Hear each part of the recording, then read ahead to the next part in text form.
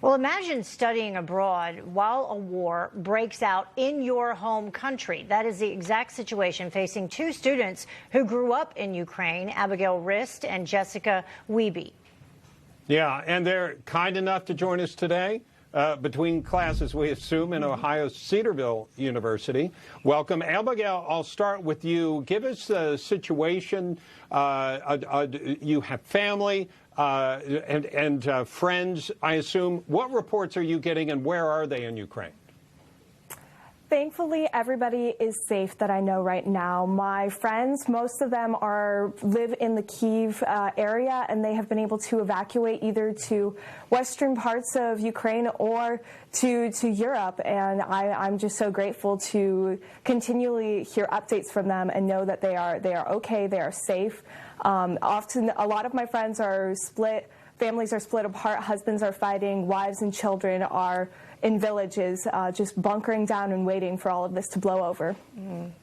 Jessica, our reporter there, was in Kyiv, and you actually lived in Kyiv, correct, from the age of 6.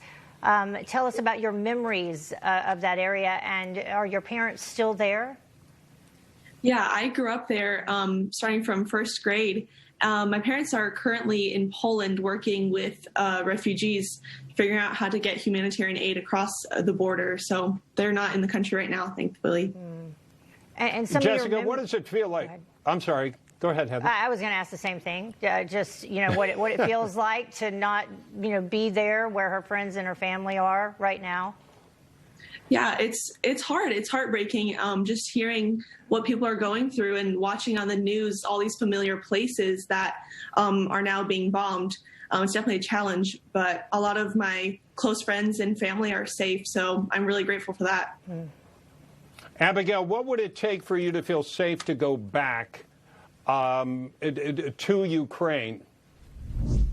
I don't think it would take a lot right now. I would go back in a heartbeat. I mean, that's my home.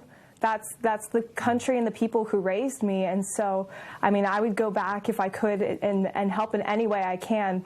Abigail, weren't you there as recently as January? Is that true, this past January? Yes, yeah. How did people feel then? People felt safe then. I mean, we were celebrating New Year's and we were celebrating Christmas and going out to cafes and walking around the streets, and there were 100,000 troops on the border when I was there, and you would have never guessed that in just 2 short months, I mean, the city would be bombed and that your lives would be turned upside down. Yeah, that's exactly what I wanted to ask you, Jessica. Having lived in Kyiv, having those troops there, as Abigail was just referencing, we had reporters there that were reporting from a robust city where things seemed to be normal. When, from your friends and family, did that turn? When did it dawn on them, and how did they communicate that to you? Was it shocking? Yeah, it was the second that Kyiv started getting bombed. I was getting messages from classmates that I graduated with. They were saying, did you read the news? Kyiv is being bombed. Are you seeing what's happening? And it was just immediately the second we heard that on the news, Kyiv was being bombed, it was like talking to friends, talking to family, calling my parents, calling my sisters, just figuring out like what's going on, where is it being hit the most, and just kind of getting a grasp of what's really happening. Yeah, Jessica, it's been hard enough for us to look at the images coming from some of these cities and towns and these communities that have just been leveled by the Russian bombs, and some of the reports that things that are happening to the women and the children as they attempt to evacuate. What are your thoughts when you see that, these entire towns in Ukraine just decimated? Yeah, it's really hard to see those things on the news and to see those pictures of kind of having that contrast, knowing like how things looked before and then seeing how vastly different they look now. It's heartbreaking to see that. Yeah, Abigail, did you ever? It makes me miss more. I'm sorry, we've got a little delay there. Excuse me, Jessica, I didn't mean to step on you there.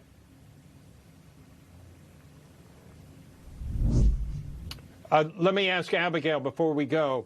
Did you ever think this kind of thing could happen in your country, or with Russia there, was this always a threat? Russia's always been a threat, but it's never something we saw going to quite this extent. I mean, we were always prepared in 2014 when Russia annexed Crimea. I mean, we all got a taste of war, and we all knew what could happen. We just didn't think it would ever happen to us. I mean, you never expect your friends to be the ones on the front lines fighting, and you never expect it to be your country that's thrown into war. Yeah. Abigail and Jessica, thank you so much for joining us and talking to us. We hope that all your friends and family are safe and remain safe, and we appreciate you sharing your stories. Thank you so much for having us. Thank you. Thank you.